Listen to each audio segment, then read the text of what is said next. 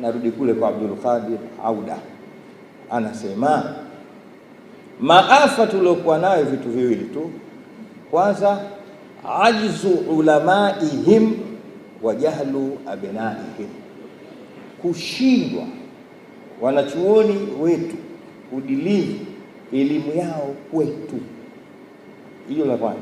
Kila aliyosoma elimu hairudi kwa jamii, inaishia kwake, imekwenda mbali sana katika watoto wake wanne na familia yake tu, lakini umma haufaidiki chochote na msomi wa Kiislamu. Haya ni matatizo.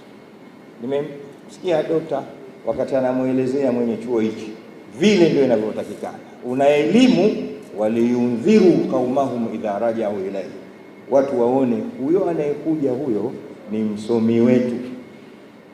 Bahati mbaya, wanangu, naongea na nyinyi, wasomi wetu wengi badala ya kwamba wao ndio wawe watatuzi wa matatizo yetu, wao ndio matatizo yanayotakiwa kutatuliwa.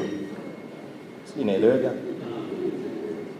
Msomi akiingia baada ya kusema alhamdulillah radhina bimajii wa ni'mal maji'u jaa, sisi tukimwona msomi anakuja tunasema wa na'udhu billahi minash shaitani rajim, sijui anatuletea mambo gani leo.